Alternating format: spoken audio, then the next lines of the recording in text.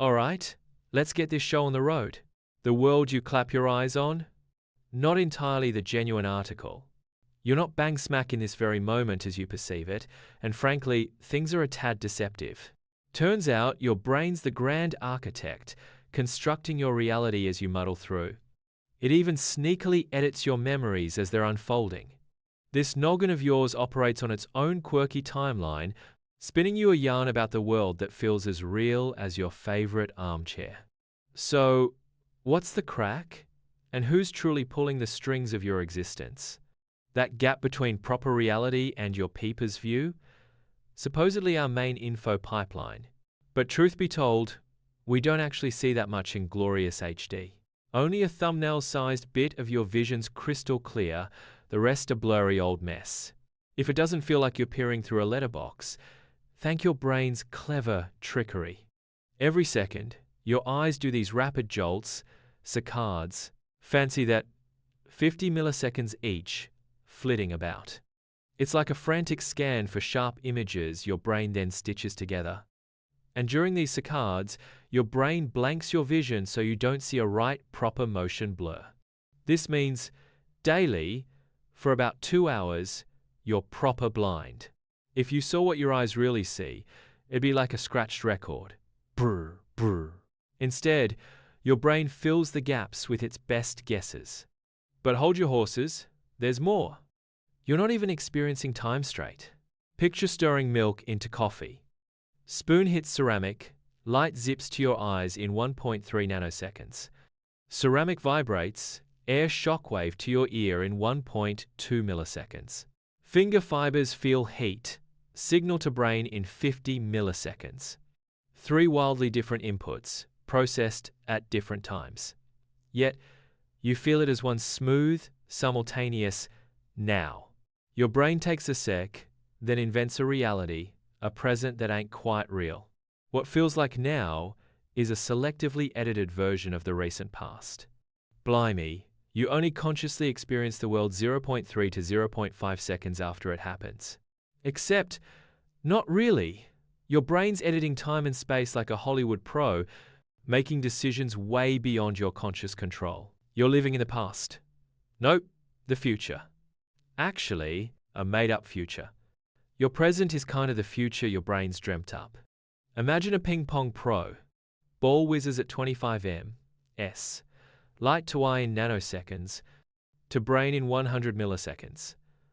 Ball travels 2.5 meters. If your brain showed the past, you'd be hit.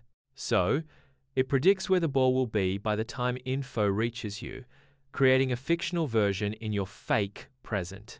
But seeing's not enough. You want to smash it. Act now, you'd miss by miles. Things are too quick.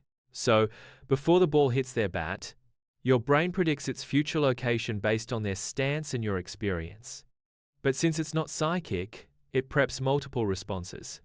Here, there, everywhere. Ghost versions of you exist, ready to jump left, right, up. Then, as they swing, your brain picks the most likely future, deletes the rest. You only experience the winning ghost, never the could-have-beens. The muscle command fires before the balls hit back. You're clueless. By the time you see and decide to hit, your body's already done it. Your brain made all the calls. Your conscious experience, a dreamt-up future based on info from a fraction of a second ago. This ain't just for ping pong, it's for walking. Walking's time travel. You stroll home, seemingly choosing your path.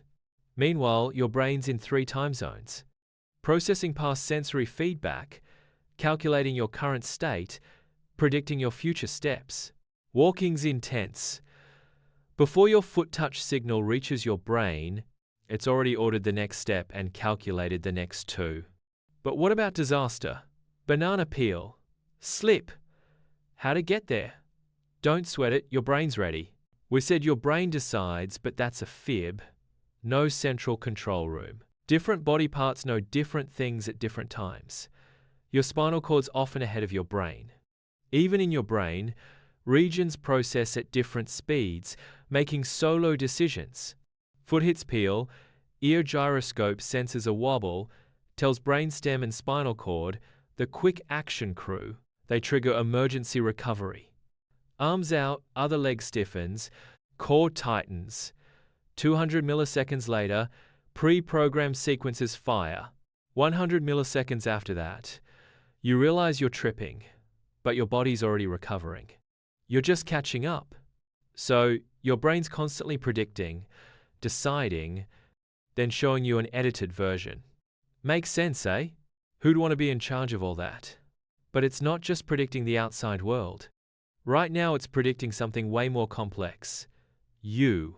Are you just a brain prediction? Why do you feel the way you do? Hunger, energy, emotions, not just reactions, but predictions. Your brain predicts what you'll need soon. You eat, sleep at the same time? Brain releases hormones to prep you. Self-fulfilling prophecy. You're hungry, tired. 'Cause your brain thinks you should be. Emotions are the same, not just reactions, but predictions. Party time? Brain doesn't wait to see how you feel there. It analyses past parties. Who'll be there, safe friends or social minefields? Remembered a bad party? Brain predicts anxiety, adjusts heart rate, hormones before you enter. Makes you feel anxious, confirming its prediction. Feels like you're just along for the ride? Thankfully, not quite. Your conscious self doesn't decide most things day to day. But that's not its forte anyway. Your brain and other systems are the busy butlers. You're not the driver, but the passenger choosing the destination. Your conscious self excels at long-term plans and abstract thought. It's the storyteller of your life, to your brain and yourself. You see the big picture your internal predictor can't grasp. You can edit and write new predictions. Sometimes you and your brain disagree, but ultimately, you're the boss, telling the story of who you are. A story so convincing, you experience it as undeniable reality. And as a happy bonus, your conscious self is great at enjoying ice cream. Internet videos and pondering Pokemon types. Don't ghost us. Hit subscribe and let's keep the weird thoughts rolling. Catch you next time on The Thinkery.